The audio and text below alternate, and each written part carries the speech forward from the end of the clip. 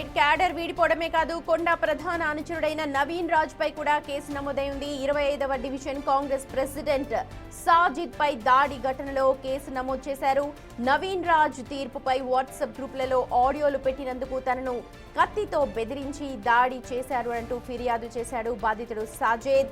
BNS sections 118, 296, 351 కింద నవీన్ రాజ్ తో పాటు అతని అనుచరులపై కూడా ఇంతజార్ గంజ్ పిఎస్ లో కేసు నమోదైంది.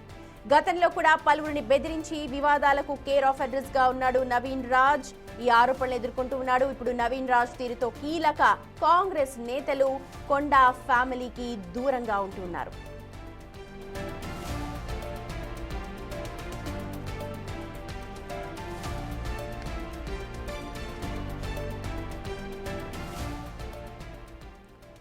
రైట్, వరంగల్ నుంచి మా ప్రతినిధి వేణు జాయిన్ అవుతున్నారు మనతో. వేణు, వరంగల్ తూర్పులో మొత్తం రాజకీయ పరిణామాలను కూడా మారిపోతున్నాయి. ముందుగా అనుచర వర్గం, కొండా ఫ్యామిలీకి దగ్గరగా ఉన్న అనుచర వర్గం, రైట్ హ్యాండ్ లెఫ్ట్ హ్యాండ్ అన్న వాళ్ళందరూ కూడా బసవరాజ్ వర్గంలోకి చేరిపోతున్నారు, యాంటీ వర్గంలోకి చేరిపోతున్నారు. ఫస్ట్ దీని గురించి ఒకసారి చెప్పండి, అనలైజ్ చేయండి. సుమతి, వరంగల్ తూర్పు నియోజకవర్గము కొండా ఫ్యామిలీకి అడ్డగా ఉండేది. కానీ ప్రస్తుతము కొండా ఫ్యామిలీకి చెందినటువంటి ప్రధాన అనుచర గణమంతా కూడా కాంగ్రెస్ పార్టీలోనే కొండా ఫ్యామిలీకి వ్యతిరేక వర్గంగా ఉన్నటువంటి ఎమ్మెల్సీ బసవరాజ్ సారయ్య చెంతకు చేరుకున్న పరిస్థితి. గత కొన్నేళ్ల నుంచి కూడా నవీన్ రాజ్ తనకు పార్టీలో ఏ పదవి లేకున్నా కొండాతో పాటు ఉండడము, కొండాకు రైట్ హ్యాండెడ్ గా ఉంటూ చాలా కీలకమైన అంశాల లోపల తానే జోక్యం చేసుకుంటున్న పరిస్థితి. అయితే ఈ మధ్య కాలం నుంచి కొండా సురేఖ మరొకసారి మంత్రి అయిన తర్వాత నుంచి కూడా నవీన్ రాజు ఆగడాలు పెరిగిపోయాయంటూ కూడా స్థానికంగా తీవ్ర చర్చ జరుగుతుంది. అయితే వాస్తవానికి తను కాంట్రాక్ట్ చేసుకోవడం, ఇతర పనులు చేయడం పక్కన పెట్టి సొంత పార్టీ క్యాడర్ను గత 20 నుంచి 25 ఏళ్ల నుంచి కాంగ్రెస్ పార్టీని పట్టుకొని పనిచేస్తున్నటువంటి సీనియర్ కాంగ్రెస్ నేతలను టార్గెట్ చేస్తూ వస్తున్నారు. గత ఆగస్టు నెల లోపల ఓ లారీ ఓనర్స్ అసోసియేషన్ లో పనిచేస్తున్నటువంటి కాంగ్రెస్ నేతలపైన ఆయన బూతు పురాణం అందుకున్నారు. ఫోన్ లో బెదిరింపులు చేయడంతో ఈ రచ్చ పూర్తిగా రోడ్డుకెక్కింది. వీళ్ళంతా కూడా యూనియన్ అంతా కూడా తిరగబడడంతో చివరికి కొండా ఎంట్రీతో ఇదంతా కూడా సద్దమైంది. అది మరవకముందే మరోసారి నవీన్ రాజ్ స్థానికంగా ఉన్నటువంటి ఓ కాంగ్రెస్ నేత 25వ డివిజన్ మండిబార్ చెందినటువంటి ప్రెసిడెంట్ మైనార్టీ కీలక నేతతో తనను కూడా ఒక వైన్ షాపు కాంట్రాక్ట్ టెండర్ విషయం లోపల తనను బెదిరింపులకు గురి చేయడంతో తాను వాట్సాప్ సోషల్ మీడియా వేదికగా కొండా సురేఖ దృష్టికి ఆ విషయాన్ని తీసుకెళ్లాడు.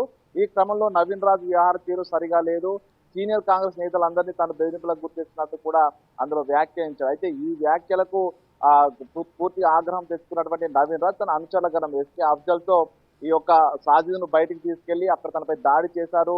అక్కడ కత్తి పెట్టి మరి బెదిరించి చంపేస్తా అంటూ బెదిరించారంటూ సాజిద్ ఇంతజార్ గంజ్ పిఎస్ లో ఫిర్యాదు చేయడానికి వెళ్తే పోలీసులు కూడా తిరిగి తనను నిలుచుకానికి వెళ్లాలన్నారు. ఒకసారి మట్టెవాడకి ఇలా దాదాపు 24 గంటలు తిప్పిన తర్వాత చివరికి తన వ్యతిరేక వర్గం ఎంట్రీ కావడంతో ఇంతజార్ గంజ్ పోలీసులు కేసు నమోదు చేశారు. అందులో నవీన్ రాజ్ పై 118 సెక్షన్ కింద కూడా కేసు నమోదు చేసింది. ప్రస్తుతం నవీన్ రాజు ఇన్ని రోజుల పాటు తన సొంత క్యాడర్నే ఇబ్బందులకు గురి చేస్తున్నారంటూ ఎవరు మంత్రి దృష్టికి తీసుకెళ్లే ప్రయత్నం చేసినా కూడా వాళ్ళని టార్గెట్ చేస్తూ ఇబ్బందులు పెడుతున్నటువంటి చర్చ జరిగేది. కానీ ఈసారి ఏకంగా ఒక డివిజన్ చెందినటువంటి ప్రెసిడెంటే నవీన్ రాజ్ పై కేసు పెట్టడం, ఫిర్యాదు చేయడం కూడా ప్రస్తుతం సంచలనంగా మారింది. అయితే ఈ వ్యవహారం అంతా నవీన్ రాజ్ కారణంగా కొండా వర్గాన్ని అనుచరులు పూర్తిగా భయపడుతూ కొండా వద్దకు వెళ్లేందుకు భయపడుతున్న తరుణం లోపల కీలక నేతలు కొండా ఫ్యామిలీకి గత ఎన్నికల లోపల గెలుపు కోసం ప్రయత్నం చేసినటువంటి నేతలంతా కూడా తిరిగి కొండా ఫ్యామిలీకి దూరం అవుతున్నారు. నల్గొండ రమేష్ అనే వ్యక్తి చాలా సీనియర్ మోస్ట్ నేత, కొండా ఫ్యామిలీకి నమ్మిన బంటుగా ఉన్న వ్యక్తి. తాను కూడా బసవరాజ్ వర్గంలో చేరిపోయారు. అదే దాంతో పాటుగా